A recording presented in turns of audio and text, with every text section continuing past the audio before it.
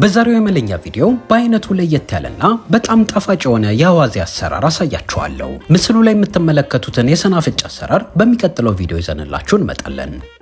የዛሬው አዋዜ ላይ የምንጨምራቸውን የተለያዩ ግብአቶች ከእናንተ ሃይማኖት ጋር እንዲሁም ባህል ጋር ማይሄድ ከሆነ መተው ትችላላችሁ። ነገር ግን ሁሉንም ግብአቶች ጨምራችሁ ካዘጋጃችሁ ቆንጆ የሆነ ጣዕም ታገኛላችሁ።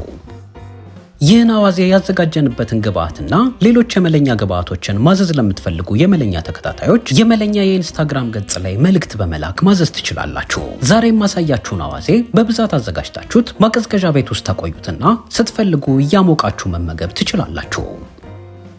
አዋዜውን ለማዘጋጀት ጥቁር ቁንዶ በርበሬ፣ የሮዝመሪ ዱቄት፣ ቀረፋና ጨው ተጠቅሜያለሁ። የተጠቀምኩትም የቅመም መጠን በሻይ ማንኪያ ልኬት አንዳንድ ሲሆን እናንተ በዛ አርጋችሁ የምታዘጋጁት ከሆነ የግብአት መጠኑን ከፍ ማድረግ ይኖርባችኋል። ያዘጋጃችሁትን ቅመም የእጅ መፍጫችሁ ውስጥ ጨምሩና ከዚህ በፊት በመለኛ ገጽ ያሳየናችሁን አንድ አንኳር የዶሮ መረቅ ከላይ ታስገባላችሁ። የዚህን የዶሮ መረቅ አሰራር መማር ለምትፈልጉ እዚሁ ገጻችን ላይ ታገኙታላችሁ። ከዶሮ መረቅ በተጨማሪ የአትክልት መረቅ እንዴት እንደሚዘጋጅ እዚሁ ገጻችን ላይ ስላሳየን መለኛ የዶሮ መረቅ ብላችሁ ስትፈልጉት በቀላሉ ታገኙታላችሁ። አሁን ሙቀጫ ውስጥ የጨመራችሁትን ቅመም በደንብ ትፈጩታላችሁ። ሙቀጫ ውስጥ የጨመርኩበት ምክንያት በቤት ውስጥ የተፈጨ ቁንዶ በርበሬ ስላላገኘው ነው። ነገር ግን እናንተ የተፈጨ ቁንዶ በርበሬ የምትጠቀሙ ከሆነ እንደዚህ መፍጨት አይጠበቅባችሁም። ቅመሞቹን ባሳያችሁ መሰረት እየቀላቀላችሁ ከፈጫችሁ በኋላ ወደ ቂቤ ማቅለጥ ደግሞ እንገባለን። አስቀድማችሁ 2 የሾርባ ማንኪያ የገበታ ቂቤ ታቀልጣላችሁ። የገበታ ቂቤ ማለት ምንም ቅመም ያልገባበት እንዲሁም ያልተነጠረ ቂቤ ማለት ነው። የገበታ ቂቤ የተጠቀምኩበት ምክንያት አዋዜውን ለማዘጋጀት ሙሉ ለሙሉ የተነጠረውን ቂቤ መጠቀም ስላልፈለግኩ ነው።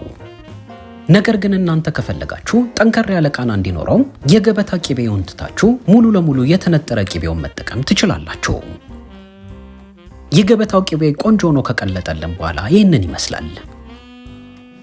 አሁን ደግሞ የመለኛን የተነጠረ ለጋ ቂቤ እናቀልጣለን። ቂቤውን ስታቀልጡ አንድ መዘንጋት የሌለባችሁ ነገር ቂቤው መቃጠል ስለሌለበት የምድጃችሁ የሙቀት መጠን በጣም ዝቅተኛ ላይ መሆን አለበት። እሳት ከመጠን በላይ አብዝታችሁበት ቂቤው ከተቃጠለ ጣዕሙን ሊያበላሽባችሁ ይችላል። ይህ እጄ ላይ የምትመለከቱትን ቂቤያችንን እንዴት እንደምናነጥር፣ እንዴት እንደምናነጉር እንዲሁም እንዴት ማስቀመጥ እንዳለባችሁ የመለኛ የፌስቡክ ገጽ ላይ ሰብስክራይበር ለሆናችሁና ዩቲዩብ ገጻችን ላይ ሜምበር ለሆናችሁ የመለኛን ቂቤ እንዴት እንደምናነጥር ቪዲዮ አስቀምጠንላችኋል። ሰብስክራይብ በማድረግና ሜምበር በመሆን መመልከት ትችላላችሁ። ከቂቤውን በተጨማሪ የተለያዩ ግብአቶችን እንዴት እንደምናዘጋጅ መማር ለምትፈልጉ እዛው ገጾቻችን ላይ ታገኛላችሁ። መማር አንፈልግም እንዲሁም ለማዘጋጀት ጊዜ የለንም ካላችሁ ደግሞ ገጹ ላይ የምንጠቀመውን ሁሉንም ግብአቶች ለሽያጭ ስላቀረብን የመለኛ ኢንስታግራም ገጽ ላይ መልእክት በመላክ ማዘዝ ትችላላችሁ። የመለኛ ወርቅ የመሰለ ቂቤ ከቀለጠ በኋላ ይህንን ይመስላል። አሁን ደግሞ ወደሚቀጥለው ሂደት እንሄዳለን። አዋዜውን ለማዘጋጀት እንዲሁም ለማማሰል እንዲመቻችሁ ሰፋ ያለ ጎድጓዳ ሳህን ታዘጋጃላችሁ። ጎድጓዳ ሳህን ውስጥ የመለኛን የማረቆ በርበሬ ትጨምራላችሁ። በርበሬውን ከጨመራችሁ በኋላ 1 የሾርባ ማንኪያ ሚጥሚጣ ታደርጉበታላችሁ። የምታዘጋጁት አዋዜ የበለጠ እንዲያቃጥል ከፈለጋችሁ የሚጥሚጣውን መጠን ከፍ ማድረግ ይኖርባችኋል። አሁን በሙቀጫና ዘነዘና ፈጭታችሁ ያዘጋጃችሁትን ቅመም ከላይ ታስገባላችሁ። አዋዜው ጠንከር ያለ ቃና እንዲኖረው ከፈለጋችሁ ደግሞ ነጭ ሽንኩርት ከላይ ታስገባላችሁ። እኔ የነጭ ሽንኩርት ዱቄት አስገብቻለሁ። በቤት ውስጥ የነጭ ሽንኩርት ዱቄት ከሌላችሁ የነጭ ሽንኩርት ፍሬ አድቅቃችሁ ከትፋችሁ መጨመር ትችላላችሁ። የነጭ ሽንኩርት ዱቄት እንዴት እንደሚዘጋጅ መማር ለምትፈልጉ የመለኛ ተከታታዮች ከዚህ በፊት እዚሁ ገጻችን ላይ ስላሳየን መጎብኘት ትችላላችሁ። የጨመራችሁትን ግብአት እንቁላል መምቻ በመጠቀም በደንብ ትቀላቅላላችሁ። በመቀጠል አቅልጣችሁ ያዘጋጃችሁትን ቂቤ ተራ በተራ ታስገባላችሁ። ቂቤውን የመመጠን ልምዱ ከሌላችሁ ትንሽ ትንሽ እየጨመራችሁ እያማሰላችሁ መቀላቀል ትችላላችሁ። በተጨማሪ ምግብ የምታዘጋጁበት ጠረጴዛ እንዳይቆሽሽባችሁ እንዲሁም እንዳይጨማለቅባችሁ ልክ ምስሉ ላይ በምትመለከቱት መሰረት ምንም አይነት ተጨማሪ ወጪ ሳታወጡ የሻይ ብርጭቆ ማሳረፊያ ላይ እያሳረፋችሁ ማዘጋጀት ትችላላችሁ። ቂቤውን በርበሬና ሚጥሚጣው ላይ ከጨመራችሁ በኋላ እንዳይጓጉልባችሁ ቶሎ ቶሎ ታማስሉታላችሁ። የእንቁላል መምቻ የምትጠቀሙ ከሆነ እንዳይጓጉል ያግዛችኋል። አሁን ቂቤው እየረጋ እንዳያስቸግራችሁ 2 የሾርባ ማንኪያ የወይራ ዘይት ከላይ ታስገባላችሁ።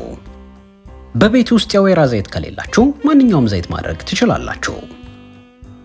አሁን አዋዜው ትንሽ እንዲወፍር ተጨማሪ በርበሬ ተጨምሩና መቀላቀላችሁን ትቀጥላላችሁ።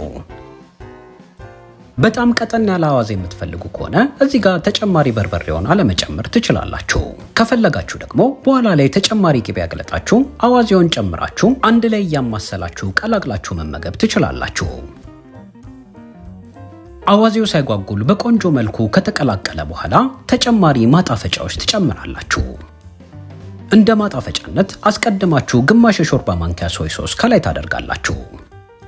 1 የሾርባ ማንኪያ የአንበሳ ወተት ከላይ ታደርጋላችሁ። ከአንበሳ ወተቱ በተጨማሪ 3 የሾርባ ማንኪያ ቀይ ወይን ታደርጋላችሁ።